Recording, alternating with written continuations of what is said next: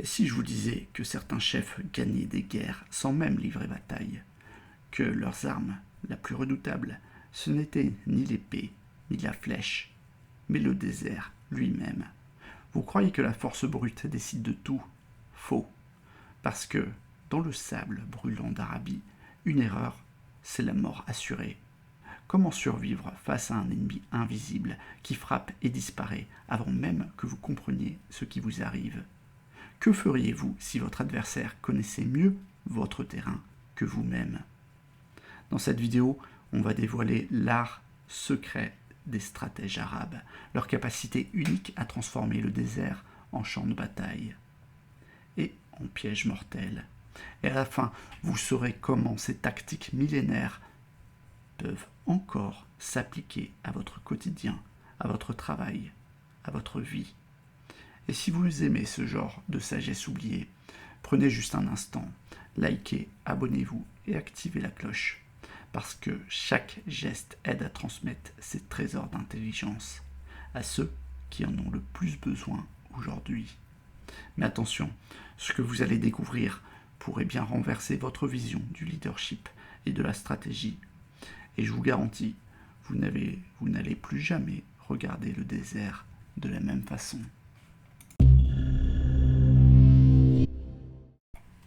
Dans le désert, la règle est simple. Ce n'est pas le plus fort qui gagne, mais le plus rapide. Là-bas, la lourdeur, c'est la mort, c'est l'immobilisme, face à une mer de sable en perpétuel mouvement. Les chefs arabes de l'Antiquité et du Moyen-Âge l'avaient compris mieux que quiconque. Pour eux, la survie et la victoire dépendaient d'un seul mot: mobilité. Imaginez une colonne perse ou byzantine, lente, pesante, enfoncée dans le sable chaud, sous les cuirasses lourdes. Maintenant, face à elle, visualisez ces cavaliers bédouins, légers, rapides, insaisissables. Un éclair sur l'horizon. Ils surgissent des dunes, frappent l'arrière-garde, puis disparaissent, avant même que la ligne de front n'ait eu le temps de réagir. C'est l'essence même de la guerre dans la péninsule arabique. Frapper vite, disparaître loin. Khalid ibn al-Walid, l'un des plus grands stratèges de son temps, l'avait parfaitement maîtrisé. Lors de la bataille de Walaja, il affronte une armée perse bien plus nombreuse que la sienne. Pourtant, en quelques heures, il la piège grâce à une simple ruse. Une cavalerie cachée derrière des dunes, prête à surgir pour encercler l'ennemi au moment où il s'y attend le moins. Résultat, victoire écrasante. Mais pourquoi est-ce encore pertinent pour nous aujourd'hui? Parce que le monde moderne est un désert invisible. Chaque jour, vous avancez dans un environnement instable, hostile parfois. Le temps, l'énergie, les ressources, tout est limité. Celui qui s'en sort, ce n'est pas toujours le plus puissant. C'est celui qui sait où frapper et surtout quand se retirer pour éviter l'épuisement. Dans vos projets, vos ambitions, vos relations même, êtes-vous l'armée figée qui se bat brutalement contre les vents contraires? Ou êtes-vous ce stratège mobile, capable de changer de cap à l'instant précis où le terrain se dérobe sous vos pieds? Et souvenez-vous, ce n'est pas une question de vitesse pure, mais d'agilité mentale. Être capable d'identifier l'oasis cachée derrière la dune, de voir l'ouverture dans le mur que personne n'a remarqué. Et pourtant, la mobilité n'est pas qu'un puzzle, parce que, une fois mobile, encore faut-il être rusé. Ne pas seulement courir vite, mais savoir comment faire tomber votre adversaire par un simple déplacement d'idées ou d'un piège invisible. Et c'est précisément ce que nous allons découvrir maintenant. Comment l'intelligence dans le désert, comme ailleurs, prend toujours le pas sur la force brute.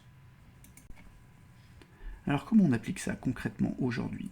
Comment est-ce qu'on devient un cavalier du désert, mobile et insaisissable? La réponse est simple et brutale. Vous devez apprendre à penser avant de foncer. Dans votre vie, pro, dans vos projets, dans vos relations, trop souvent, on agit comme une armée lourde.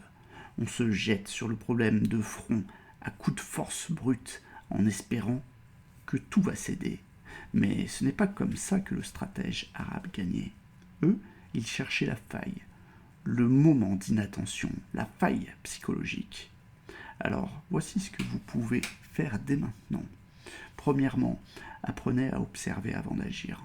Avant de répondre à un conflit, à un défi, posez-vous cette question. Où est l'angle mort de mon adversaire? Ça peut être une faille dans son raisonnement, une erreur dans sa posture, ou simplement un moment où il est vulnérable, ou qu'il surestime sa force. Deuxièmement, ne soyez pas toujours là où on vous attend. Le stratège du désert, c'est celle du détour. Vous voulez convaincre quelqu'un? Ne commencez pas par l'attaquer de front. Parfois, une question bien placée, un silence pesant ou une anecdote apparemment anodine feront plus de dégâts qu'un discours tout tracé. Et troisièmement, faites de la ruse un art, pas une manipulation mesquine. Les chefs arabes l'avaient compris. Piéger son ennemi, oui, pour éviter l'affrontement frontal inutile, pas pour humilier gratuitement.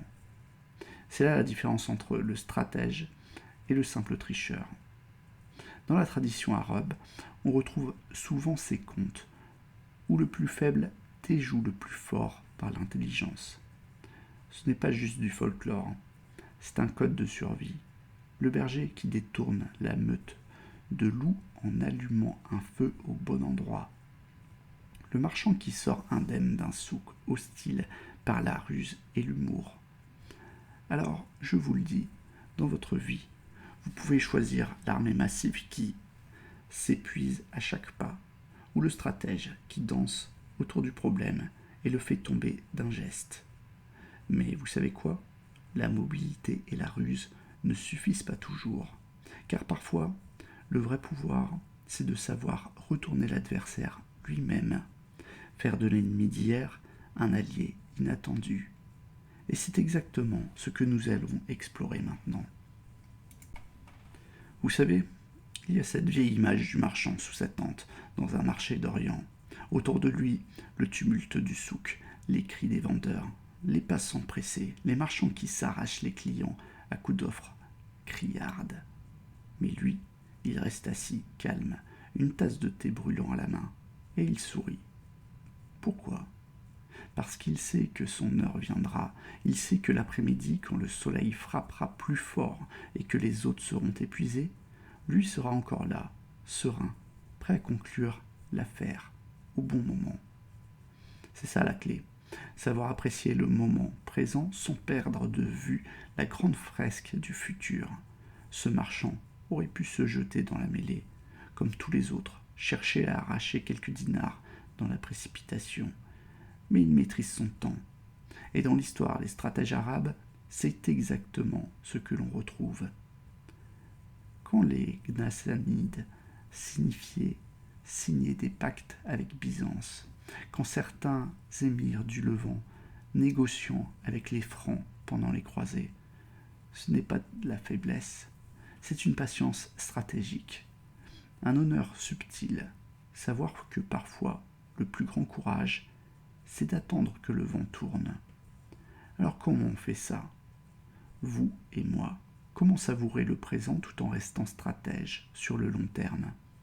D'abord, en refusant la précipitation. Chaque fois que vous ressentez ce besoin brûlant d'agir vite, demandez-vous, est-ce la bonne fenêtre? Est-ce la bonne saison? Ou suis-je en train de céder à l'impatience? Ensuite, en créant des alliances, même quand cela semble contre-intuitif. Dans vos projets, vos carrières, vos relations, qui pourrait aujourd'hui devenir cet allié inattendu? Parfois, c'est l'ancien rival, l'outsider, celui qu'on n'avait pas vu venir. Parce qu'attendre, ce n'est pas rester inactif, c'est se préparer. C'est être prêt à bondir quand l'instant sera mûr. Et dans un monde où l'on veut tout de suite, cette sagesse est une arme rare, mais elle est redoutable. Alors, comment conjuguer ces éléments? La mobilité, la ruse, la patience. Comment les transformer en un modèle durable pour votre propre vie, vos propres batailles. C'est ce qu'on va conclure ainsi. C'est là que réside l'un des plus grands paradoxes. Savoir goûter l'instant sans jamais perdre de vue l'horizon, cultiver la satisfaction dans l'instant présent, c'est comme s'asseoir sous la tente de ce marchand, savourer ce thé brûlant pendant que dehors la foule s'agite, s'épuise et s'essouffle. Ce marchand ne se contente pas d'attendre par hasard, il sait que chaque gorgée, le thé n'est pas du temps rendu, mais du temps investi, car plus tard, quand l'heure sera venue, il sera encore debout, disponible, maître de lui-même, et prêt à saisir la meilleure opportunité. Et vous, dans votre quotidien, est-ce que vous savourez ce qui est devant vous, ou êtes-vous en permanence pris dans cette course folle de l'immédiateté? Vous savez, ce vieux proverbe arabe le résume bien. Le désert ne pardonne pas la précipitation. Apprendre à trouver la joie dans l'attente, à voir la valeur du chemin autant que la destination. C'est ça la vraie maîtrise du temps. Et pourtant, cela ne veut pas dire renoncer à ses ambitions. Cela veut dire les préparer en silence, observer, renforcer sa position, faire grandir son influence dans l'ombre, jusqu'au moment où frapper devient inévitable. C'est exactement ce que les stratèges arabes savaient faire. Laisser passer la tempête, protéger l'honneur, garder la tête haute, même face à l'incertitude, sans jamais vendre leur intégrité pour une victoire trop rapide. Alors oui, vous devez savourer l'instant, mais toujours avec cette flamme en vous qui reste tournée vers l'avenir. Un œil sous la tasse de thé, l'autre sous l'horizon. Et quand on combine la vitesse, la ruse, la capacité à nouer des alliances et la patience, on ne joue plus au même jeu que les autres. On devient ce maître du désert qui n'a pas besoin de courir parce qu'il sait déjà quand et comment frapper. Et maintenant, vous avez en main ces clés, mais comment les assembler pour changer votre approche du leadership, de la vie et de vos propres batailles? C'est ce que nous allons conclure ensemble, juste après ça. Alors voilà, vous allez traverser ce voyage avec moi. D'abord, la vitesse, l'agilité, la capacité à frapper vite et disparaître loin, à ne jamais être là où l'ennemi vous attend. Puis la ruse, l'intelligence qui glisse dans l'interstice, qui a fait tomber les géants sans lever l'épée. Ensuite, l'art d'utiliser l'autre, même l'adversaire, en créant des alliances inattendues, comme on tisse une toile invisible au cœur d'un désert brûlant. Enfin, l'arme ultime, la patience, la capacité à rester immobile quand tous les autres s'agitent, l'honneur de choisir son instant et de saisir à pleine main. Ces 4 piliers forment une seule et même architecture. Comme une caravane qui traverse le désert, il faut savourer, avancer vite, contourner les obstacles, négocier aux oasis, mais aussi s'arrêter et attendre que la tempête passe. C'est l'équilibre entre le mouvement et l'attente, entre l'audace et la sagesse, qui fait de vous non pas un simple voyageur, mais un véritable maître du désert. Et ce désert, aujourd'hui, c'est votre vie. C'est ce marché incertain où vous avancez chaque jour. Le monde qui vous entoure est un jeu d'alliances, de calculs, de décisions précises à la seconde, mais aussi de temps suspendu. Alors maintenant, c'est à vous de jouer. Observez, anticipez, attendez et frappez quand tout le monde baisse sa garde.